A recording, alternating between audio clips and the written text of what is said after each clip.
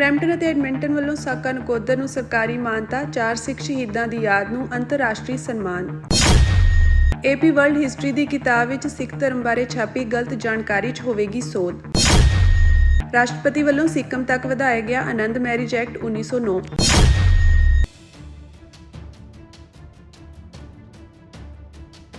City of Brampton ਅਤੇ city of Edmonton ਨੇ ਸਾਕਾ ਨਕੋਦਰ ਨੂੰ ਯਾਦ ਕਰਦਿਆਂ ਇਸ ਨੂੰ ਸਰਕਾਰੀ ਤੌਰ ਤੇ ਮਾਨਤਾ ਦਿੱਤੀ ਹੈ। ਜ਼ਿਕਰਯੋਗ ਹੈ ਕਿ 4 ਫਰਵਰੀ 1986 ਨੂੰ ਪੰਜਾਬ ਪੁਲਿਸ ਵੱਲੋਂ ਨਕੋਦਰ ਵਿਖੇ 4 ਸਿੱਖ ਨੌਜਵਾਨਾਂ ਨੂੰ ਗੋਲੀਆਂ ਮਾਰ ਕੇ ਸ਼ਹੀਦ ਕਰ ਦਿੱਤਾ ਗਿਆ ਸੀ। ਇਸ ਘਟਨਾ ਨੂੰ ਲਗਭਗ 4 ਦਹਾਕੇ ਬੀਤ ਚੁੱਕੇ ਹਨ, ਪਰ ਅੱਜ ਤੱਕ ਦੋਸ਼ੀਆਂ ਨੂੰ ਸਜ਼ਾ ਨਹੀਂ ਮਿਲੀ। ਇਸ ਦੌਰਾਨ ਕਈ ਸਰਕਾਰਾਂ ਆਈਆਂ ਤੇ ਗਈਆਂ, ਪਰ ਇਨਸਾਫ ਦੀ ਮੰਗ ਅਜੇ ਵੀ ਅਧੂਰੀ ਹੈ। ਇਨਸਾਫ ਦੇ ਵਾਅਦੇ ਕਰਨ ਵਾਲੇ ਨੇਤਾ ਸਰਕਾਰਾਂ ਵਿੱਚ ਆ ਕੇ ਆਪਣੇ ਵਾਅਦਿਆਂ ਤੋਂ ਪਿੱਛੇ ਹਟਦੇ ਨਜ਼ਰ ਆਏ। ਇਸ ਮਾਮਲੇ ਵਿੱਚ ਡਾਕਟਰ ਹਰਿੰਦਰ ਸਿੰਘ ਅਤੇ ਉਹਨਾਂ ਦੇ ਪਿਤਾ ਸਰਦਾਰ ਬਲਦੇਵ ਸਿੰਘ ਵੱਲੋਂ ਲਗਾਤਾਰ ਇਨਸਾਫ ਲਈ ਸੰਘਰਸ਼ ਜਾਰੀ ਰੱਖਿਆ ਗਿਆ। ਉਹਨਾਂ ਨੇ ਦੇਸ਼ ਅਤੇ ਵਿਦੇਸ਼ ਵਿੱਚ ਹਰ ਸੰਭਵ ਮੰਚ ਤੇ ਸਾਕਾ ਨਕੋਦਰ ਦਾ ਮਾਮਲਾ ਉਠਾਇਆ ਅਤੇ ਲਾਬੀ ਕੀਤੀ। ਸਿੱਖ ਆਗੂਆਂ ਦਾ ਕਹਿਣਾ ਹੈ ਕਿ ਬਰੈਂਪਟਨ ਅਤੇ ਐਡਮਿੰਟਨ ਵੱਲੋਂ ਸਾਕਾ ਨਕੋਦਰ ਨੂੰ ਦਿੱਤੀ ਗਈ ਇਹ ਮਾਨਤਾ ਸ਼ਹੀਦਾਂ ਦੀ ਯਾਦ ਨੂੰ ਸਨਮਾਨ ਦੇਣ ਅਤੇ ਇਨਸਾਫ ਦੀ ਲੜਾਈ ਵੱਲ ਇੱਕ ਮਹੱਤਵਪੂਰਨ ਕਦਮ ਹੈ।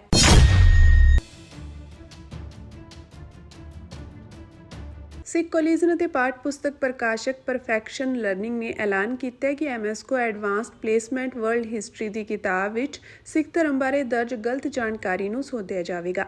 ਇਹ ਸਫਲਤਾ ਮਿਸ਼ੀਗਨ ਦੇ ਇੱਕ ਜਾਗਰੂਕ ਸਿੱਖ ਵਿਦਿਆਰਥੀ ਦੀ ਕੋਸ਼ਿਸ਼ ਸਦਕਾ ਮਿਲੀ ਹੈ। ਦੱਸ ਦੇਈਏ ਕਿ 2025 ਦੇ ਅੰਤ ਵਿੱਚ ਇੱਕ ਸਿੱਖ ਵਿਦਿਆਰਥੀ ਨੇ ਦੇਖਿਆ ਕਿ ਉਸ ਦੀ ਇਤਿਹਾਸ ਦੀ ਕਿਤਾਬ ਵਿੱਚ ਸਿੱਖੀ ਨੂੰ ਗਲਤ ਤਰੀਕੇ ਨਾਲ ਹਿੰਦੂ ਅਤੇ ਇਸਲਾਮ ਦਾ ਮਿਸ਼ਰਣ ਦੱਸਿਆ ਗਿਆ ਸੀ ਅਤੇ ਸਿੱਖ ਇਤਿਹਾਸ ਬਾਰੇ ਬਹੁਤ ਘੱਟ ਜਾਣਕਾਰੀ ਸੀ। ਉਸਨੇ ਤੁਰੰਤ ਸਿੱਖ ਕੋਲੀਜਨ ਨਾਲ ਸੰਪਰਕ ਕੀਤਾ। ਕਾਰਵਾਈ ਅਤੇ ਨਤੀਜਾ ਇਹ ਹੋਇਆ ਕਿ ਸਿੱਖ ਕੋਲੀਜਨ ਨੇ ਹਾਰਵਰਡ ਯੂਨੀਵਰਸਿਟੀ ਦੇ ਵਿਦਵਾਨ ਹਰਪ੍ਰੀਤ ਸਿੰਘ ਅਤੇ ਹੋਰ ਮਾਹਰਾਂ ਨਾਲ ਮਿਲ ਕੇ ਪ੍ਰਕਾਸ਼ਕ ਨੂੰ ਸਹੀ ਤੱਥ ਪੇਸ਼ ਕੀਤੇ। ਪ੍ਰਕਾਸ਼ਕ ਨੇ ਆਪਣੀ ਗਲਤੀ ਮੰਨਦਿਆਂ ਬਸੰਤ 2026 ਦੀ ਨਵੀਂ ਛਪਾਈ ਵਿੱਚ ਸੋਧਾਂ ਕਰਨ ਦੀ ਹਾਮੀ ਭਰੀ ਹੈ। ਸਿੱਖ ਕੋਲੀਜਨ ਦੇ ਸਵਲੀਨ ਸਿੰਘ ਨੇ ਕਿਹਾ ਕਿ ਗਲਤ ਜਾਣਕਾਰੀ ਬੱਚਿਆਂ ਦੀ ਸੋਚ ਤੇ ਅਸਰ ਪਾਉਂਦੀ ਹੈ, ਇਸ ਲਈ ਇਹ ਸੋਧ ਸੱਚਾਈ ਅਤੇ ਵਿਦਿਅਕ ਇਮਾਨਦਾਰੀ ਦੀ ਜਿੱਤ ਹੈ।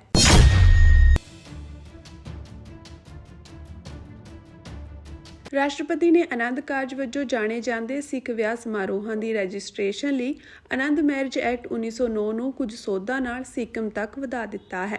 ਇਹ ਜਾਣਕਾਰੀ ਇੱਕ ਜਾਰੀ ਨੋਟੀਫਿਕੇਸ਼ਨ ਵਿੱਚ ਦਿੱਤੀ ਗਈ ਹੈ। ਪਿਛਲੇ ਸਾਲ ਸਤੰਬਰ ਵਿੱਚ ਸੁਪਰੀਮ ਕੋਰਟ ਨੇ ਕਈ ਰਾਜਾਂ ਅਤੇ ਕੇਂਦਰ ਸ਼ਾਸਿਤ ਪ੍ਰਦੇਸ਼ਾਂ ਨੂੰ ਆਨੰਦ ਕਾਰਜ ਦੀ ਰਜਿਸਟ੍ਰੇਸ਼ਨ ਲਈ 4 ਮਹੀਨਿਆਂ ਦੇ ਅੰਦਰ ਨਿਯਮਾਂ ਨੂੰ ਸੂਚਿਤ ਕਰਨ ਦੇ ਨਿਰਦੇਸ਼ ਦਿੱਤੇ ਸਨ।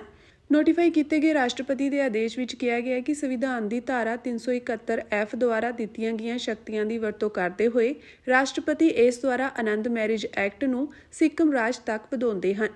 ਨੋਟੀਫਿਕੇਸ਼ਨ ਵਿੱਚ ਕਿਹਾ ਗਿਆ ਕਿ ਐਕਟ ਦੇ ਉਪਬੰਧ ਕੇਂਦਰ ਸਰਕਾਰ ਦੁਆਰਾ ਸਰਕਾਰੀ ਗਜ਼ਟ ਵਿੱਚ ਸੂਚਿਤ ਕੀਤੀਆਂ ਗਈਆਂ ਤਾਰੀਖਾਂ ਤੋਂ ਰਾਜ ਵਿੱਚ ਲਾਗੂ ਹੋਣਗੇ। ਨੋਟੀਫਿਕੇਸ਼ਨ ਦੇ ਅਨੁਸਾਰ ਐਕਟ ਦੇ ਵੱਖ-ਵੱਖ ਉਪਬੰਧਾਂ ਅਤੇ ਸਿੱਕਮ ਦੇ ਵੱਖ-ਵੱਖ ਖੇਤਰਾਂ ਲਈ ਵੱਖ-ਵੱਖ ਤਾਰੀਖਾਂ ਨਿਰਧਾਰਿਤ ਕੀਤੀਆਂ ਜਾ ਸਕਦੀਆਂ ਹਨ। ਇਸ ਤੋਂ ਇਲਾਵਾ ਕਿਸੇ ਵੀ ਅਜਿਹੇ ਉਪਬੰਧ ਵਿੱਚ ਉਕਤ ਐਕਟ ਦੇ ਸ਼ੁਰੂ ਹੋਣ ਦੇ ਕਿਸੇ ਵੀ ਹਵਾਲੇ ਨੂੰ ਉਸ ਖੇਤਰ ਵਿੱਚ ਉਸ ਉਪਬੰਧ ਦੇ ਸ਼ੁਰੂ ਹੋਣ ਦੀ ਮਿਤੀ ਦੇ ਹਵਾਲੇ ਵਜੋਂ ਸਮਝਿਆ ਜਾਵੇਗਾ ਜਿੱਥੇ ਇਹ ਲਾਗੂ ਕੀਤਾ ਗਿਆ ਹੈ।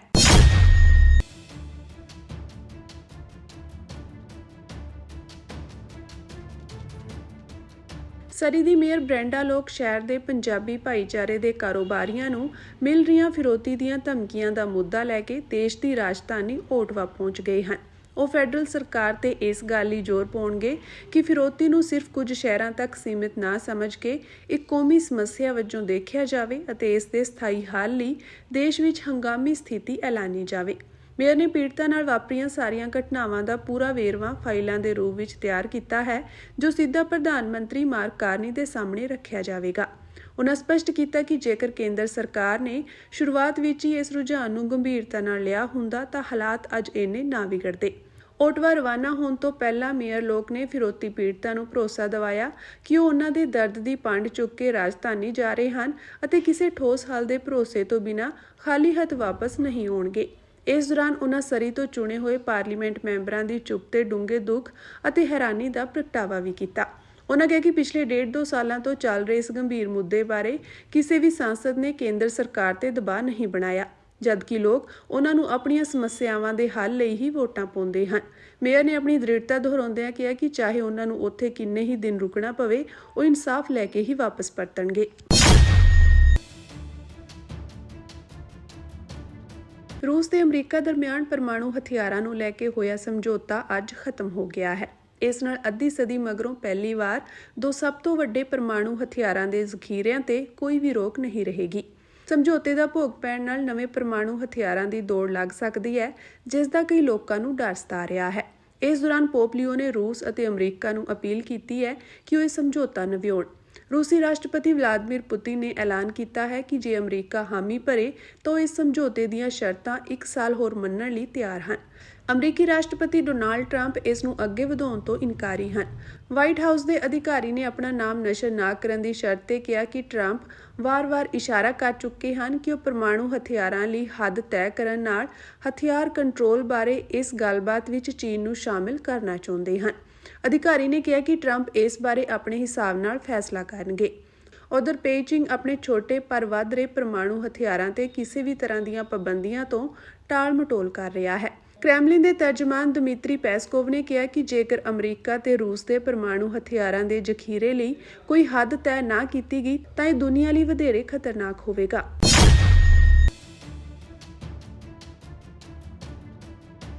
ਸ਼੍ਰੋਮਣੀ ਗੁਰਦੁਆਰਾ ਪ੍ਰਬੰਧਕ ਕਮੇਟੀ ਨੇ ਗੁਰਦੁਆਰਾ ਸ਼੍ਰੀ ਅੰਬ ਸਾਹਿਬ ਮੋਹਾਲੀ ਦੀ ਜ਼ਮੀਨ ਦੇ ਮਾਮਲੇ ਵਿੱਚ ਮੋਹਾਲੀ ਦੇ ਡਿਪਟੀ ਕਮਿਸ਼ਨਰ ਨੂੰ ਇੰਤਕਾਲ ਰੱਦ ਕਰਨ, ਇਸ ਜ਼ਮੀਨ ਦੀ ਅੱਗੇ ਕਿਸੇ ਤਰ੍ਹਾਂ ਦੀ ਵਿਕਰੀ ਤੇ ਰੋਕ ਲਗਾਉਣ ਲਈ ਦਰਖਾਸਤ ਦੇਣ ਦੇ ਨਾਲ-ਨਾਲ ਮੋਹਾਲੀ ਦੇ ਐਸਐਸਪੀ ਤੋਂ ਇਸ ਧੋਖਾਧੜੀ ਦੇ ਦੋਸ਼ੀਆਂ ਖਿਲਾਫ ਪਰਚਾ ਦਰਜ ਕਰਨ ਦੀ ਮੰਗ ਕੀਤੀ ਹੈ। ਇਸ ਸੰਬੰਧੀ ਜਾਣਕਾਰੀ ਦਿੰਦੇ ਸ਼੍ਰੋਮਣੀ ਕਮੇਟੀ ਦੇ ਮੁੱਖ ਸਕੱਤਰ ਕੁਲਵੰਤ ਸਿੰਘ ਮੰਨਣ ਨੇ ਦੱਸਿਆ ਕਿ ਸ਼੍ਰੋਮਣੀ ਕਮੇਟੀ ਪ੍ਰਧਾਨ ਐਡਵੋਕੇਟ ਹਰਜਿੰਦਰ ਸਿੰਘ ਧਾਮੀ ਦੇ ਨਿਰਦੇਸ਼ਾਂ ਤੇ ਅੱਜ ਸ਼੍ਰੋਮਣੀ ਕਮੇਟੀ ਦੇ ਵਫਦ ਨੇ ਮੋਹਾਲੀ ਦੇ ਡਿਪਟੀ ਕਮਿਸ਼ਨਰ ਨੂੰ ਮਿਲ ਕੇ ਗੁਰਦੁਆਰਾ ਸ਼੍ਰੀ ਅੰਬ ਸਾਹਿਬ ਦੀ ਜ਼ਮੀਨ ਧੋਖੇ ਨਾਲ ਵੇਚਣ ਦੇ ਮਾਮਲੇ ਵਿੱਚ ਕਾਰਵਾਈ ਦੀ ਮੰਗ ਕੀਤੀ ਹੈ। ਉਨ੍ਹਾਂ ਦੱਸਿਆ ਕਿ ਇਸ ਵਫਦ ਵਿੱਚ ਸ਼੍ਰੋਮਣੀ ਕਮੇਟੀ ਸਕੱਤਰ ਸਰਦਾਰ ਪ੍ਰਤਾਪ ਸਿੰਘ, ਮੀਤ ਸਕੱਤਰ ਸਰਦਾਰ ਗੁਰਨਾਮ ਸਿੰਘ, ਕਾਨੂੰਨੀ ਸਲਾਹਕਾਰ ਐਡਵੋਕੇਟ ਅਮਨਬੀਰ ਸਿੰਘ ਸਿਆਲੀ ਤੇ ਸ਼੍ਰੀ ਦਰਬਾਰ ਸਾਹਿਬ ਸ਼੍ਰੀ ਅੰਮ੍ਰਿਤਸਰ ਦੇ ਮੈਨੇਜਰ ਸਰਦਾਰ ਰਜਿੰਦਰ ਸਿੰਘ ਰੂਬੀ ਸ਼ਾਮਿਲ ਸਨ। ਉਨ੍ਹਾਂ ਕਿਹਾ ਕਿ ਸ਼੍ਰੋਮਣੀ ਕਮੇਟੀ ਵੱਲੋਂ ਲਿਖਤੀ ਤੌਰ ਤੇ ਕੀਤੀ ਮੰਗ ਵਿੱਚ ਦੱਸਿਆ ਗਿਆ ਹੈ ਕਿ ਗੁਰਦੁਆਰਾ ਸ਼੍ਰੀ ਅੰਬ ਸਾਹਿਬ ਮੋਹਾਲੀ ਮੈਨੇਜਰ ਰਜਿੰਦਰ ਸਿੰਘ ਟੋੜਾ ਨੇ ਗਲਤ ਤਰੀਕੇ ਨਾਲ ਜਾਲਸਾਜ਼ੀ ਕਰਦਿਆਂ ਗੁਰਦੁਆਰਾ ਸਾਹਿਬ ਦੀ ਅਮਾਨਤ ਵਿੱਚ ਖਿਆਨਤ ਕੀਤੀ ਹੈ। ਉਨ੍ਹਾਂ ਨੇ ਜਾਲੀ ਦਸਤਾਵੇਜ਼ਾਂ ਰਾਹੀਂ ਜ਼ਮੀਨ ਵੇਚ ਕੇ ਪੈਸੇ ਹੜਪਣ ਦਾ ਵੱਡਾ ਗੁਨਾਹ ਕੀਤਾ। ਇਹ ਜਾਇਦਾਦ ਗੁਰਦੁਆਰਾ ਸਾਹਿਬ ਦੀ ਅਮਾਨਤ ਹੈ, ਜਿਸ ਦਾ ਇੰਤਕਾਲ ਰੱਦ ਕਰਦਿਆਂ ਇਸ ਦੀ ਅੱਗੇ ਵਿਕਰੀ ਤੇ ਰੋਕ ਲਗਾਈ ਜਾਵੇ।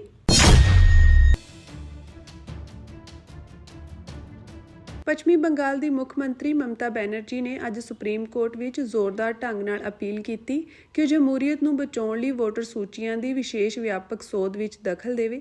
ਬੈਨਰਜੀ ਨੇ ਕੋਰਟ ਵਿੱਚ ਖੁਦ ਦਲੀਲਾਂ ਦਿੰਦਿਆਂ ਦਾਅਵਾ ਕੀਤਾ ਕਿ ਇਸ ਅਮਲ ਰਾਹੀਂ ਸੂਬੇ ਨੂੰ ਨਿਸ਼ਾਨਾ ਬਣਾਇਆ ਜਾ ਰਿਹਾ ਤੇ ਇਸ ਦੇ ਲੋਕਾਂ ਨੂੰ ਦਬਕਾਇਆ ਜਾ ਰਿਹਾ ਹੈ। ਸੁਪਰੀਮ ਕੋਰਟ ਨੇ ਮੁੱਖ ਮੰਤਰੀ ਦੀਆਂ ਦਲੀਲਾਂ ਦਾ ਨੋਟਿਸ ਲੈਂਦਿਆਂ ਕਿਹਾ ਕਿ ਕਿਸੇ ਵੀ ਬੇਕਸੂਰ ਵਿਅਕਤੀ ਨੂੰ ਵੋਟਰ ਸੂਚੀਆਂ 'ਚੋਂ ਬਾਹਰ ਨਾ ਕੀਤਾ ਜਾਵੇ। ਚੀਫ ਜਸਟਿਸ ਸੂਰਿਆਕਾਂਤ ਅਤੇ ਜਸਟਿਸ ਜੋਏ ਮਾਲੀਆ ਬਾਗਚੀ ਅਤੇ ਜਸਟਿਸ ਵਿਪੁਲ ਐਮ ਪੰਚੋਲੀ ਦੀ ਸ਼ਮੂਲੀਅਤ ਵਾਲੇ ਬੈਂਚ ਨੇ ਮਮਤਾ ਵੱਲੋਂ ਦਾਇਰ ਪਟੀਸ਼ਨ ਤੇ ਚੋਣ ਕਮਿਸ਼ਨ ਅਤੇ ਪੱਛਮੀ ਬੰਗਾਲ ਦੇ ਮੁੱਖ ਚੋਣ ਅਧਿਕਾਰੀ ਤੋਂ 9 ਫਰਵਰੀ ਤੱਕ ਜਵਾਬ ਮੰਗ ਲਿਆ ਹੈ। ਬੈਂਚ ਨੇ ਮੁੱਖ ਮੰਤਰੀ ਮਮਤਾ ਬੈਨਰਜੀ ਨੂੰ ਆਪਣੇ ਵਕੀਲ ਤੇ ਸੀਨੀਅਰ ਐਡਵੋਕੇਟ ਸ਼ਿਆਮ ਦੀਵਾਨ ਦੀਆਂ ਦਲੀਲਾਂ ਨੂੰ ਪੂਰਾ ਕਰਨ ਦੀ ਇਜਾਜ਼ਤ ਦਿੱਤੀ ਸੀ। ਬੈਨਰਜੀ ਨੇ ਦਾਅਵਾ ਕੀਤਾ ਕਿ ਪੱਛਮੀ ਬੰਗਾਲ ਨੂੰ ਨਿਸ਼ਾਨਾ ਬਣਾਇਆ ਜਾ ਰਿਹਾ ਹੈ। ਮੁੱਖ ਮੰਤਰੀ ਨੇ ਸਵਾਲ ਕੀਤਾ ਕਿ ਇਹੀ ਪੈਮਾਨਾ ਅਸਾਮ ਵਿੱਚ ਲਾਗੂ ਕਿਉਂ ਨਹੀਂ ਕੀਤਾ ਗਿਆ। ਉਨ੍ਹਾਂ ਕਿਹਾ ਕਿ ਉਹ ਪੱਛਮੀ ਬੰਗਾਲ ਦੇ ਲੋਕਾਂ ਨੂੰ ਦਬਕਾਉਣ ਲਈ ਸੂਬੇ ਨੂੰ ਨਿਸ਼ਾਨਾ ਬਣਾ ਰਹੇ ਹਨ। ਸਾਨੂੰ ਕਿਤੇ ਵੀ ਨਿਆਂ ਨਹੀਂ ਮਿਲ ਰਿਹਾ। ਮੈਂ ਚੋਣ ਕਮਿਸ਼ਨ ਨੂੰ 6 ਪੱਤਰ ਲਿਖੇ ਹਨ। ਸੁਣਵਾਈ ਮਗਰੋਂ ਬੈਨਰਜੀ ਨੇ ਜ਼ੀਰਾ ਦਾ ਮੌਕਾ ਦੇਣ ਲਈ ਬੈਂਚ ਦਾ ਧੰਨਵਾਦ ਕੀਤਾ। ਬੈਨਰਜੀ ਨੇ ਚੋਣ ਕਮਿਸ਼ਨ ਵੱਲੋਂ ਲਾਏ ਦੋਸ਼ਾਂ ਦਾ ਬਚਾਅ ਕਰਦਿਆਂ ਕਿਹਾ ਕਿ ਸੂਬਾ ਸਰਕਾਰ ਨੇ ਚੋਣ ਸੰਸਥਾ ਵੱਲੋਂ ਮੰਗੀ ਹਰੇਕ ਜਾਣਕਾਰੀ ਮੁਹੱਈਆ ਕੀਤੀ ਹੈ। ਬੈਨਰਜੀ ਵੱਲੋਂ ਪੇਸ਼ ਹੋਏ ਦੀਵਾਨ ਨੇ ਵੋਟਰ ਸੂਚੀਆਂ 'ਚੋਂ ਬਾਹਰ ਕੱਢੇ ਵੱਡੀ ਗਿਣਤੀ ਵੋਟਰਾਂ ਦਾ ਹਵਾਲਾ ਦਿੱਤਾ ਅਤੇ ਕਿਹਾ ਕਿ ਸੁਝਾਅ ਉਪਾਵਾਂ ਲਈ ਬਹੁਤ ਥੋੜਾ ਸਮਾਂ ਬਚਿਆ ਕਿਉਂਕਿ ਇਹ ਅਮਲ 14 ਫਰਵਰੀ ਨੂੰ ਖਤਮ ਹੋਣਾ ਹੈ। ਚੀਫ ਜਸਟਿਸ ਨੇ ਬੰਗਲਾ ਬੋਲੀ ਦਾ ਹਵਾਲਾ ਦਿੱਤਾ ਤੇ ਕਿਹਾ ਕਿ ਕਈ ਵਾਰ ਇਸ ਕਾਰਨ ਨਾਮ ਗਲਤ ਲਿਖੇ ਜਾਂਦੇ ਹਨ। ਬੈਂਚ ਨੇ ਕਿਹਾ ਕਿ ਵੋਟਰ ਸੂਚੀ ਸੋਧ ਕਈ ਵਾਰ ਪ੍ਰਵਾਸ ਨਾਲ ਵੀ ਸੰਬੰਧਿਤ ਹੈ, ਪਰ ਅਸਲ ਵਿਅਕਤੀਆਂ ਨੂੰ ਵੋਟਰ ਸੂਚੀ ਵਿੱਚੋਂ ਬਾਹਰ ਨਹੀਂ ਕੱਢਿਆ ਜਾਣਾ ਚਾਹੀਦਾ। ਚੀਫ ਜਸਟਿਸ ਨੇ ਕਿਹਾ ਕਿ ਹਰੇਕ ਸਮੱਸਿਆ ਦਾ ਹੱਲ ਹੈ ਤੇ ਅਸੀਂ ਇਹ ਯਕੀਨੀ ਬਣਾਵਾਂਗੇ ਕਿ ਕੋਈ ਵੀ ਬੇਕਸੂਰ ਵਿਅਕਤੀ ਸੂਚੀ 'ਚੋਂ ਬਾਹਰ ਨਾ ਰਹੇ।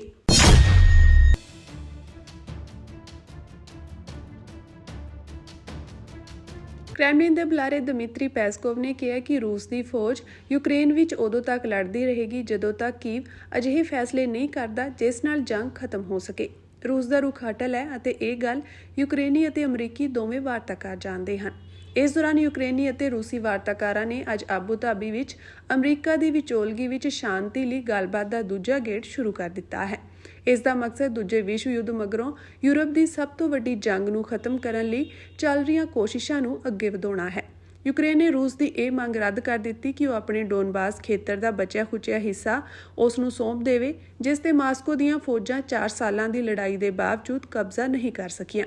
ਉਸਨੇ ਰੂਸ ਨੂੰ ਪੂਰਬੀ ਡੋਨੇਸਤਕ ਤੋਂ ਪਿੱਛੇ ਹਟਣ ਲਈ ਕਿਹਾ। ਯੂਕਰੇਨ ਦੇ ਸੀਨੀਅਰ ਵਾਰਤਾਕਾਰ ਰੁਸਤਮ ਉਮੇਰੇਵ ਨੇ ਟੈਲੀਗ੍ਰਾਮ ਐਪ ਤੇ ਕਿਹਾ ਕਿ ਆਬੂ ਧਾਬੀ ਵਿੱਚ ਗੱਲਬਾਤ ਦਾ ਇੱਕ ਹੋਰ ਗੇੜ ਸ਼ੁਰੂ ਹੋ ਗਿਆ ਹੈ। ਗੱਲਬਾਤ ਦੀ ਪ੍ਰਕਿਰਿਆ ਤ੍ਰੈਪੱਖੀ ਹੈ, ਜਿਸ ਵਿੱਚ ਯੂਕਰੇਨ, ਅਮਰੀਕਾ ਅਤੇ ਰੂਸ ਸ਼ਾਮਿਲ ਹਨ। 2 ਰੋਜ਼ਾ ਤ੍ਰੈਪੱਖੀ ਮੀਟਿੰਗਾਂ ਦਾ ਇਹ ਸਿਲਸਿਲਾ ਰਾਸ਼ਟਰਪਤੀ ਵੋਲੋਦੀਮੀਰ ਜ਼ੈਲੈਂਸਕੀ ਦੇ ਇਹ ਕਹਿਣ ਮਗਰੋਂ ਸ਼ੁਰੂ ਹੋਇਆ ਕਿ ਰੂਸ ਨੇ ਪਿਛਲੇ ਹਫ਼ਤੇ ਊਰਜਾ ਜੰਗਬੰਦੀ ਦਾ ਲਾਹਾ ਲੈ ਕੇ ਗੋਲਾ ਬਾਰੂਦ ਇਕੱਠਾ ਕੀਤਾ ਅਤੇ ਮੰਗਲਵਾਰ ਨੂੰ ਰਿਕਾਰਡ ਗਿਣਤੀ ਵਿੱਚ ਬੈਲਿਸਟਿਕ ਮਿਜ਼ਾਈਲਾਂ ਨਾਲ ਯੂਕਰੇਨ ਤੇ ਹਮਲਾ ਕੀਤਾ। ਗੁਰੂ ਘਰ ਦੀਆਂ ਜ਼ਮੀਨਾਂ ਜਿਹੜੀਆਂ ਹੈ ਕੌਡੀਆਂ ਦੇ ਭਾਅ ਵੇਚੀਆਂ ਜਾ ਰਹੀਆਂ। ਜੇ ਹਰ ਪੰਜਾਬੀ ਸਰਕਾਰ ਵੱਲੋਂ ਵੇਚੀਆਂ ਜਾ ਰਹੀਆਂ ਜ਼ਮੀਨਾਂ ਤੋਂ ਦੁਖੀ ਹੈ ਤੇ ਫਿਰ ਹਰ ਦੁਨੀਆ 'ਚ ਵਸਦਾ ਸਿੱਖ ਉਹ ਸ਼੍ਰੋਮਣੀ ਗੁਰਦੁਆਰਾ ਪ੍ਰਬੰਧਕ ਕਮੇਟੀ ਵੱਲੋਂ ਜਿਹੜੀ ਇਹ ਜ਼ਮੀਨ ਵੇਚੀ ਗਈ ਹੈ ਉਹਦੇ ਤੋਂ ਬਹੁਤ ਦੁਖੀ ਹੈ। ਸ਼੍ਰੋਮਣੀ ਗੁਰਦੁਆਰਾ ਪ੍ਰਬੰਧਕ ਕਮੇਟੀ ਦੇ ਪ੍ਰਧਾਨ ਨੇ ਖੁਦ ਮੰਨ ਲਿਆ ਕਿ ਜ਼ਮੀਨ ਵੇਚੀ ਗਈ। ਅਕਾਲੀ ਦਲ ਪੁਨਰ ਸੁਰਜੀਤੀ ਦੇ ਪ੍ਰਧਾਨ ਤੇ ਸਾਬਕਾ ਜਥੇਦਾਰ ਗਿਆਨੀ ਹਰਪ੍ਰੀਤ ਸਿੰਘ ਨੇ ਅੱਜ ਪਾਰਟੀ ਮੁੱਖ ਦਫ਼ਤਰ ਵਿਖੇ ਪੱਤਰਕਾਰਾਂ ਨੂੰ ਸੰਬੋਧਨ ਕਰਦਿਆਂ ਕਿਹਾ ਕਿ ਪਹਿਲਾਂ ਸਰਕਾਰ ਸਰਕਾਰੀ ਜ਼ਮੀਨਾਂ ਵੇਚ ਰਹੀ ਸੀ ਅਤੇ ਪੈਸਾ ਇਕੱਠਾ ਕਰਨ ਦੀ ਕੋਸ਼ਿਸ਼ ਕਰ ਰਹੀ ਸੀ, ਪਰ ਹੁਣ ਸਿੱਖ ਵੀ ਚਿੰਤਿਤ ਹਨ ਕਿਉਂਕਿ ਸ਼੍ਰੋਮਣੀ ਕਮੇਟੀ ਦੇ ਮੁਲਾਜ਼ਮਾਂ ਵੱਲੋਂ ਹਾਲ ਹੀ ਵਿੱਚ ਗੁਰਦੁਆਰਾ ਅੰਬ ਸਾਹਿਬ ਦੀ ਜ਼ਮੀਨ ਮਾਮੂਲੀ ਦਰਾਂ ਤੇ ਵੇਚੇ ਜਾਣ ਦਾ ਮਾਮਲਾ ਸਾਹਮਣੇ ਆਇਆ ਹੈ, ਪਰ ਕੋਈ ਢੁਕਵੀਂ ਕਾਰਵਾਈ ਨਹੀਂ ਕੀਤੀ ਗਈ। ਉਨ੍ਹਾਂ ਕਿਹਾ ਕਿ ਇਸ ਸੰਬੰਧੀ ਸ਼੍ਰੋਮਣੀ ਕਮੇਟੀ ਵੱਲੋਂ ਇੱਕ ਜਾਂਚ ਕਮੇਟੀ ਬਣਾਈ ਗਈ ਹੈ, ਪਰ ਬੀਬੀ ਪਰਮਜੀਤ ਕੌਰ ਲਾਂਡਰਾ ਜੋ ਕਿ ਉਸ ਹਲਕੇ ਤੋਂ ਮੈਂਬਰ ਵੀ ਹਨ, ਉਹਨਾਂ ਨੂੰ ਜਾਂਚ ਕਮੇਟੀ ਵਿੱਚ ਸ਼ਾਮਿਲ ਨਹੀਂ ਕੀਤਾ ਗਿਆ। ਉਨ੍ਹਾਂ ਕਿਹਾ ਕਿ ਅਜਿਹੇ ਮੁਲਾਜ਼ਮਾਂ ਖਿਲਾਫ ਪੁਲਿਸ ਕੋਲ ਅਪਰਾਧਿਕ ਮਾਮਲਾ ਦਰਜ ਕਰਵਾਉਣਾ ਚਾਹੀਦਾ ਹੈ। ਗਿਆਨੀ ਹਰਪ੍ਰੀਤ ਸਿੰਘ ਨੇ ਕਿਹਾ ਕਿ ਉਹ ਇਸ ਤੱਥ ਤੋਂ ਚੰਗੀ ਤਰ੍ਹਾਂ ਜਾਣੂ ਹਨ ਕਿ ਕੋਈ ਵੀ ਆਪਣੇ ਆਪ ਇੰਨਾ ਵੱਡਾ ਫੈਸਲਾ ਨਹੀਂ ਲੈ ਸਕਦਾ। ਬਿਕਰਮ ਸਿੰਘ ਮਜੀਠੀਆ ਵੱਲੋਂ ਪੰਥਕ ਏਕਤਾ ਦੀ ਕੀਤੀ ਰਾਜਨੀਤਿਕ ਅਪੀਲ ਦਾ ਸਵਾਗਤ ਕਰਦਿਆਂ ਉਨ੍ਹਾਂ ਕਿਹਾ ਕਿ ਜਦੋਂ ਤੱਕ ਸੁਖਬੀਰ ਸਿੰਘ ਬਾਦਲ ਸ਼੍ਰੋਮਣੀ ਅਕਾਲੀ ਦਲ ਦੇ ਪ੍ਰਧਾਨ ਹਨ ਅਤੇ 328 ਪਾਵਨ ਸਰੂਪਾਂ ਦੇ ਮਾਮਲੇ ਵਿੱਚ ਉਨ੍ਹਾਂ ਦੀ ਭੂਮਿਕਾ ਸੰਬੰਧੀ ਸੱਚ ਸਾਹਮਣੇ ਨਹੀਂ ਆਉਂਦਾ, ਉਦੋਂ ਤੱਕ ਇਹ ਸਮਝੌਤਾ ਸੰਭਵ ਨਹੀਂ ਹੋ ਸਕਦਾ। ਇਸ ਮੌਕੇ ਪਾਰਟੀ ਆਗੂ ਮਨਿੰਦਰ ਸਿੰਘ ਧੂਨਾ ਤੇ ਅਜੇਪਾਲ ਸਿੰਘ ਮੀਰਾਕੋਟ ਆਦਿ ਹਾਜ਼ਰ ਸਨ। ਹੋਰ ਬਹੁਤ ਸਾਰੀਆਂ ਸਰਕਾਰੀ ਜ਼ਮੀਨਾਂ ਜਿਹੜੀਆਂ ਉਹ ਵੇਚ ਕੇ ਤੇ ਸਰਕਾਰ ਜਿਹੜੀ ਹੈ ਉਹ ਪੈਸੇ ਇਕੱਠੇ ਕਰਨ ਦੇ ਲਈ ਤਰੱਦਦ ਕਰ ਰਹੀ ਹੈ, ਯਤਨ ਕਰ ਰਹੀ ਹੈ ਔਰ ਇਹਦੇ ਲਈ ਸਾਰੇ ਪੰਜਾਬੀ ਚਿੰਤਤ ਸੀ ਤੇ ਹੁਣ ਸਾਰੇ ਸਿੱਖ ਵੀ ਚਿੰਤਤ ਹੋ ਗਏ ਆ ਕਿਉਂਕਿ ਸ਼੍ਰੋਮਣੀ ਗੁਰਦੁਆਰਾ ਪ੍ਰਬੰਧਕ ਕਮੇਟੀ ਵੀ ਜਿਹੜੀ ਉਹ ਜ਼ਮੀਨਾਂ ਵੇਚਣ ਤੁਰ ਪਈ ਹੈ। ਮੋਹਾਲੀ ਦੇ ਵਿੱਚ ਗੁਰਦੁਆਰਾ ਅੰਬ ਸਾਹਿਬ ਦੀ ਜ਼ਮੀਨ ਜਿਹੜੀ ਹੈ ਉਹ ਕੌਡੀਆਂ ਦੇ ਭਾਅ ਵੇਚੀ ਗਈ ਹੈ ਤੇ ਮੈਨੇਜਰ ਨੂੰ ਸਸਪੈਂਡ ਕਰਕੇ ਜਿਹੜਾ ਹੈ ਉਹ ਘਰੇ ਤੋਰ ਦਿੱਤਾ ਗਿਆ। ਜਿਹੜੇ ਲਾਂਗਰੀ ਨੇ ਗਵਾਹੀ ਪਾਈ ਹੈ ਉਹ ਅਜੇ ਡਿਊਟੀ ਕਰ ਰਿਹਾ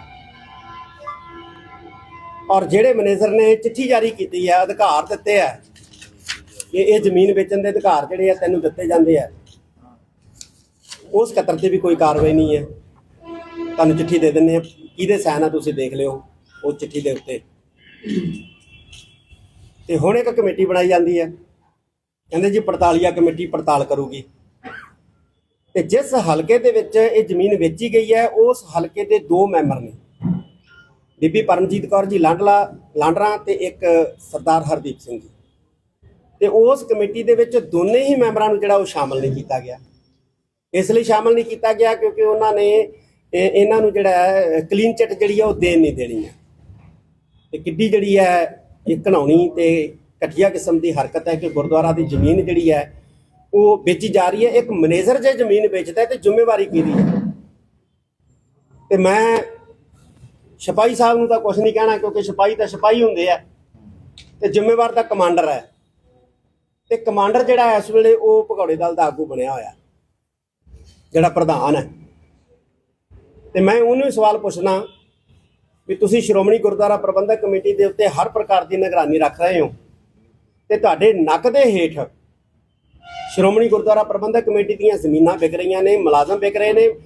ਮੈਂ ਜਿੰਨਾ ਚਿਰ ਸ਼੍ਰੋਮਣੀ ਗੁਰਦੁਆਰਾ ਪ੍ਰਬੰਧਕ ਕਮੇਟੀ ਦੇ ਵਿੱਚ ਸੇਵਾ ਕੀਤੀ ਹੈ, ਮੈਂ ਇੱਕ ਗੱਲ ਭਲੀ ਭਾਂਤ ਜਾਣਦਾ ਹਾਂ ਕਿ ਕੋਈ ਮੁਲਾਜ਼ਮ ਜਿਹੜਾ ਹੈ ਏਡਾ ਵੱਡਾ ਕਦਮ ਜਿਹੜਾ ਹੈ ਪਿੱਛੇ ਕਿਸੇ ਸਪੋਰਟ ਤੋਂ ਬਿਨਾਂ ਬਿਲਕੁਲ ਨਹੀਂ ਕਰ ਸਕਦਾ। ਕਿਸੇ ਨਾ ਕਿਸੇ ਮੈਂਬਰ ਦੀ, ਕਿਸੇ ਨਾ ਕਿਸੇ ਅਧਿਕਾਰੀ ਦੀ ਉਹਨੂੰ ਸਪੋਰਟ ਹੋਊਗੀ, ਸ਼ਹਿ ਹੋਊਗੀ, ਹਿੱਸਾ ਪੱਤੀ ਹੋਊਗਾ, ਤਾਂ ਹੀ ਮੈਨੇਜਰ ਜਿਹੜਾ ਹੈ ਉਹ ਇਸ ਵੱਡੀ ਪੱਧਰ ਦੇ ਉੱਤੇ ਕਰਪਸ਼ਨ ਕਰਨ ਦੇ ਲਈ ਜਿਹੜਾ ਹੈ ਉਹ ਯਤਨ ਕਰ ਸਕਦਾ। ਵਰਨਾ ਕਿਸੇ ਮੁਲਾਜ਼ਮ 'ਚ ਹਿੰਮਤ ਨਹੀਂ ਹੈ ਕਿ ਉਹ ਗੁਰਦੁਆਰਾ ਸਾਹਿਬ ਦੀ ਜ਼ਮੀਨ ਨੂੰ ਜਿਹੜਾ ਵੇਚ ਕੇ ਤੇ ਆਪਣੇ ਨਿੱਜੀ ਖਾਤੇ ਦੇ ਵਿੱਚ ਉਹਦੇ ਪੈਸੇ ਪਵਾ ਲੇ। ਮੈਂ ਸ਼੍ਰੋਮਣੀ ਗੁਰਦੁਆਰਾ ਪ੍ਰਬੰਧਕ ਕਮੇਟੀ ਤੋਂ ਅਸੀਂ ਇਹ ਮੰਗ ਕਰਦੇ ਹਾਂ, ਮੈਂਬਰ ਸਾਹਿਬ ਵੀ ਸਾਡੇ ਨਾਲ ਬੈਠੇ ਨੇ, ਸੀਨੀਅਰ ਬੈਠੇ ਨੇ, ਕਿ ਇਹਦੀ ਜਿਹੜੀ ਜਾਂਚ ਹੈ ਉਹ ਕਿਸੇ ਨਿਰਪੱਖ ਧਿਰ ਤੋਂ ਕਰਾਈ ਜਾਵੇ। ਆਪਣੀ ਮੈਂਬਰਾਂ ਦੀ ਕਮੇਟੀ ਬਣਾਤੀ ਹੈ ਤੇ ਆਪਣੇ ਮੈਂਬਰਾਂ ਦੀ ਕਮੇਟੀ ਬਣਾ ਕੇ ਕਲੀਨ ਚਿੱਟ ਲਈ ਜਾਣੀ ਹੈ। ਤੇ ਜਿਹੜੇ ਅਧਿਕਾਰੀਆਂ ਨੇ ਚਿੱਠੀ ਜਾਰੀ ਕੀਤੀ ਹੈ, ਜ਼ਮੀਨ ਵੇਚਣ ਦੇ ਅਧਿਕਾਰ ਮੈਨੇਜਰ ਨੂੰ ਦਿੱਤੇ ਹੈ, ਤੇ ਉਹਨਾਂ ਦੇ ਉੱਤੇ ਹੁਣ ਤੱਕ ਕਾਰਵਾਈ ਕਿਉਂ ਨਹੀਂ ਹੋਈ ਹੈ? ਉਹ ਹੁਣ ਡਿਊਟੀਆਂ ਦੇ ਉੱਤੇ ਕਿਉਂ? ਜਿਨ੍ਹਾਂ ਨੇ ਗਵਾਹੀ ਪਾਈ ਹੈ ਉਹ ਡਿਊਟੀਆਂ ਦੇ ਉੱਤੇ ਕਿਉਂ ਹੈ? ਮੈਨੂੰ ਨਹੀਂ ਪਤਾ ਕੌਣ ਹੈ ਕੌਣ ਨਹੀਂ ਹੈ। ਇਹ ਬੜਾ ਵੱਡਾ ਮਸਲਾ ਹੈ, ਛੋਟਾ ਮਸਲਾ ਨਹੀਂ ਹੈ। ਗੁਰੂ ਘਰ ਦੀਆਂ ਜ਼ਮੀਨਾਂ ਜਿਹੜੀਆਂ ਹੈ ਕੌਡੀਆਂ ਦੇ ਭਾਅ ਵੇਚੀਆਂ ਜਾ ਰਹੀਆਂ। ਜੇ ਹਰ ਪੰਜਾਬੀ ਸਰਕਾਰ ਵੱਲੋਂ ਵੇਚੀਆਂ ਜਾ ਰਹੀਆਂ ਜ਼ਮੀਨਾਂ ਤੋਂ ਦੁਖੀ ਹੈ, ਤੇ ਫਿਰ ਹਰ ਦੁਨੀਆ 'ਚ ਵਸਦਾ ਸਿੱਖ ਉਹ ਸ਼੍ਰੋਮਣੀ ਗੁਰਦੁਆਰਾ ਪ੍ਰਬੰਧਕ ਕਮੇਟੀ ਵੱਲੋਂ ਜਿਹੜੀ ਇਹ ਜ਼ਮੀਨ ਵੇਚੀ ਗਈ ਹੈ ਉਹਦੇ ਤੋਂ ਬਹੁਤ ਦੁਖੀ ਹੈ। ਸ਼੍ਰੋਮਣੀ ਗੁਰਦੁਆਰਾ ਪ੍ਰਬੰਧਕ ਕਮੇਟੀ ਦੇ ਪ੍ਰਧਾਨ ਨੇ ਖੁਦ ਮੰਨ ਲਿਆ ਕਿ ਜ਼ਮੀਨ ਵੇਚੀ ਗਈ ਹੈ। ਇਹ ਬਹੁਤ ਵੱਡਾ ਘਪਲਾ ਹੈ। ਤੇ ਜਿਹੜੇ ਜ਼ਿੰਮੇਵਾਰ ਹੈ, ਸ਼੍ਰੀ ਗੁਰੂ ਗ੍ਰੰਥ ਸਾਹਿਬ ਪਾਤਸ਼ਾਹ ਜੀ ਦੇ 328 ਸਰੂਪਾਂ ਵਾਂਗ ਉਹਨਾਂ ਨੂੰ ਸਸਪੈਂਡ ਕਰਕੇ ਹੀ ਸਾਰਨਾ ਨਹੀਂ ਚਾਹੀਦਾ। ਮੈਂ ਇਹ ਅਪੀਲ ਕਰਦਾ ਸ਼੍ਰੋਮਣੀ ਗੁਰਦੁਆਰਾ ਪ੍ਰਬੰਧਕ ਕਮੇਟੀ ਨੂੰ ਕਿ ਉਹਨਾਂ ਦੇ ਪਰਚੇ ਦਰਜ ਕਰਾਉਣੇ ਚਾਹੀਦੇ ਨੇ। ਜਿਨ੍ਹਾਂ ਨੇ ਇਹ ਘਿਨੌਣੀ ਹਰਕਤ ਕੀਤੀ ਹੈ ਉਹਨਾਂ ਦੇ ਪਰਚੇ ਦਰਜ ਕਰਾ ਕੇ ਉਹਨਾਂ ਨੂੰ ਗ੍ਰਿਫਤਾਰ ਕਰਾਉਣ ਦੇ ਲਈ ਜਿਹੜਾ ਹੈ ਉਹ ਸਰਕਾਰ ਤੋਂ ਮੰਗ ਕਰਨੀ ਚਾਹੀਦੀ ਹੈ। ਉਹ ਗ੍ਰਿਫਤਾਰ ਹੋਣੇ ਚਾਹੀਦੇ ਨੇ ਬੰਦੇ ਜਿਨ੍ਹਾਂ ਨੇ ਗੁਰੂ ਘਰ ਦੀਆਂ ਜ਼ਮੀਨਾਂ ਜਿਹੜੀਆਂ ਹੈ ਉਹ ਵੇਚੀਆਂ ਨੇ। ਕੱਲ ਪੂਰੇ ਪੰਜਾਬ ਦੇ ਅੰਦਰ ਜਿਹੜੇ 21 MLA ਨੇ, 6 ਮੰਤਰੀ ਨੇ, ਜਿਹੜਾ ਸੰਗਰੂਰ ਦੀ ਮੁੱਖ ਮੰਤਰੀ ਦੀ ਰਿਹਾਇਸ਼ ਹੈ ਉਹਦੇ ਸਮੇਤ ਪੂਰੇ ਪੰਜਾਬ ਦੇ ਵਿੱਚ ਜਿਹੜੇ ਵੱਡੇ ਧਰਨੇ ਦਿੱਤੇ ਜਾਣੇ ਆ ਪੰਜਾਬ ਦੇ ਮੰਤਰੀਆਂ ਦੇ ਖਿਲਾਫ। ਪਰ ਅਸੀਂ ਸਪਸ਼ਟ ਇਹ ਵੀ ਇਹ ਗੱਲ ਸਪਸ਼ਟ ਕਰਾਵਾਂਗੇ ਵਿੱਚ ਵੀ ਜਿਹੜਾ ਭਾਰਤ ਅਮਰੀਕਾ ਜਾਂ ਯੂਰਪ ਨਾਲ ਸਮਝੌਤਾ ਉਹ 'ਚ ਤੁਹਾਡੀ ਪਾਰਟੀ ਕਿਉਂ ਨਹੀਂ ਮੂਲ ਖੋਲ ਰਹੀ? ਤੁਸੀਂ ਵਿਧਾਨ ਸਭਾ ਦਾ ਇਜਲਾਸ ਸੱਦੋ, ਕਿਸਾਨੀ ਦਾ ਸਵਾਲ ਆ, ਉਹ 'ਚ ਮਤਾ ਪਾਸ ਕਰਕੇ ਇਹਨੂੰ ਰੱਦ ਕਰੋ। ਮੁੱਖ ਮੰਤਰੀ ਸਾਹਿਬ ਇਹਦੇ ਖਿਲਾਫ ਕਿਉਂ ਨਹੀਂ ਬੋਲ ਰਹੇ? ਕੇਜਰੀਵਾਲ ਕਿਉਂ ਨਹੀਂ ਬੋਲ ਰਿਹਾ? ਚੰਡੀਗੜ੍ਹ ਸਥਿਤ ਕਿਸਾਨ ਭਵਨ ਵਿਖੇ ਸੰਯੁਕਤ ਕਿਸਾਨ ਮੋਰਚਾ ਅਤੇ ਵੱਖ-ਵੱਖ ਟ੍ਰੇਡ ਯੂਨੀਅਨ ਦੇ ਆਗੂਆਂ ਦੀ ਇੱਕ ਸਾਂਝੀ ਮੀਟਿੰਗ ਹੋਈ। ਇਸ ਮੀਟਿੰਗ ਦੌਰਾਨ ਕਈ ਅਹਿਮ ਫੈਸਲੇ ਲੈਂਦੇ ਹੋਏ ਸੰਘਰਸ਼ ਨੂੰ ਹੋਰ ਤਿੱਖਾ ਕਰਨ ਦਾ ਐਲਾਨ ਕੀਤਾ ਗਿਆ। ਕਿਸਾਨ ਆਗੂਆਂ ਨੇ ਪੱਤਰਕਾਰਾਂ ਨੂੰ ਸੰਬੋਧਨ ਕਰਦੇ ਹੋਏ ਕਿਹਾ ਕਿ ਸੰਯੁਕਤ ਕਿਸਾਨ ਮੋਰਚਾ 22 ਫਰਵਰੀ ਨੂੰ ਆਮ ਆਦਮੀ ਪਾਰਟੀ ਦੇ ਸਾਰੇ ਮੰਤਰੀਆਂ, ਸੰਸਦ ਮੈਂਬਰਾਂ ਅਤੇ ਵਿਧਾਇਕਾਂ ਦੇ ਘਰਾਂ ਦੇ ਅੱਗੇ ਆਪਣੀਆਂ ਮੰਗਾਂ ਸੰਬੰਧੀ ਰੋਸ ਪ੍ਰਦਰਸ਼ਨ ਕਰੇਗਾ।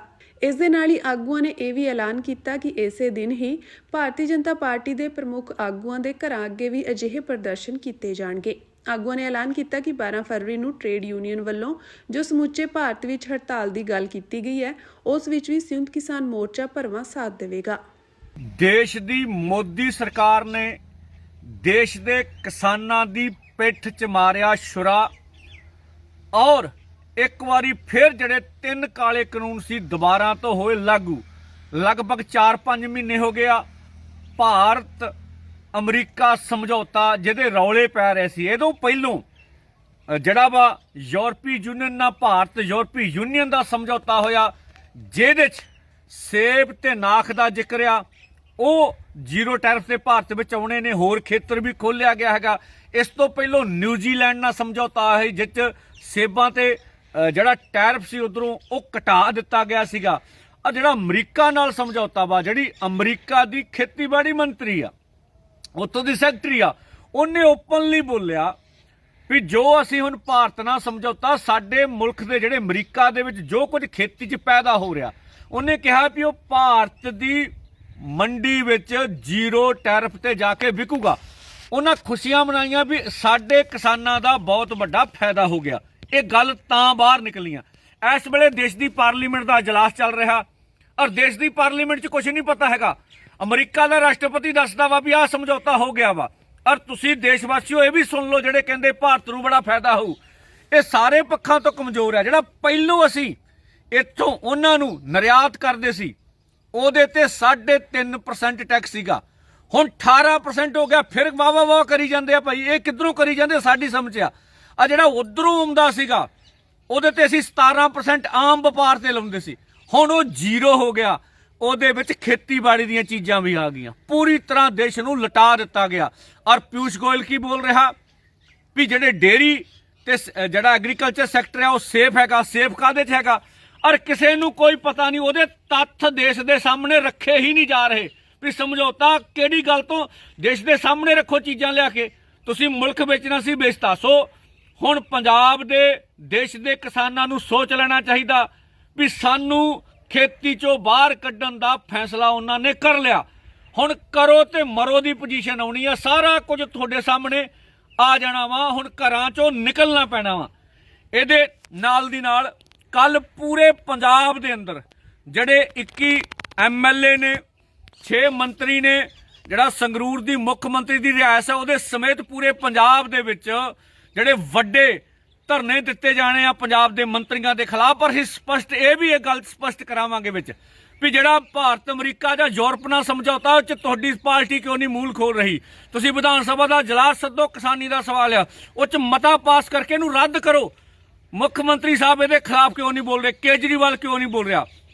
ਉਹਦੇ ਨਾਲ ਸ਼ੰਭੂ ਖਨੌਰੀ ਤੇ ਜਿਹੜਾ ਇਹਨਾਂ ਨੇ ਉਜਾੜਾ ਕੀਤਾ ਸੀ, ਜਿਵੇਂ ਕਿਸਾਨਾਂ ਨੂੰ ਕੁੱਟ ਮਾਰ ਕੇ ਠਾਲਿਆ ਸੀ 3 ਕਰੋੜ 77 ਲੱਖ ਦਾ ਬਕਾਇਆ, ਜਿੰਨੇ ਕੇਸ ਪਏ ਨੇ ਕਿਸਾਨਾਂ ਤੇ, ਚਾਹੇ ਰੇਲਵੇ ਦੇ ਚਾਹੇ ਪੁਲਿਸ ਦੇ, ਜਿੰਨੇ ਵੀ ਜ਼ਖਮੀ ਹੋਏ ਨੇ ਸ਼ਹੀਦ ਪਰਿਵਾਰ ਨੇ ਉਹਨਾਂ ਦਾ ਮੁਆਵਜ਼ਾ, ਇਸ ਤਰੀਕੇ ਨਾਲ ਐਮਐਸਪੀ ਲੀਗਲ ਗਰੰਟੀ ਕਾਨੂੰਨ, ਕਰਜ਼ਾ ਮੁਕਤੀ, ਔਰ ਜਿਵੇਂ ਸਾਡੇ ਤੇ ਫਿਰ ਇੱਕ ਸਭ ਤੋਂ ਵੱਡਾ ਹਮਲਾ ਹੋ ਚੁੱਕਾ, ਦੂਜੇ ਦੀ ਤਿਆਰੀ ਆ ਬਿਜਲੀ ਸੋਧ ਬਿੱਲ 2025 ਪਾਸ ਕਰਨਾ, ਪੂਰੇ ਦੇਸ਼ ਵਾਸੀਆਂ ਕੋ ਬਿਜਲੀ ਖੋਣੀ ਨੇ, ਉੱਤੇ ਕਾਰਪੋਰੇਟ ਦਾ ਕਬਜ਼ਾ ਕਰਨਾ, ਸੀਡ ਐਕਟ ਹੈਗਾ ਵਾ। ਇਹ ਸਾਰੇ ਮਸਲੇ ਹੈਗੇ ਨੇ ਭਰਾਓ ਬੜੇ ਗਿਣ ਮਿਥ ਕੇ।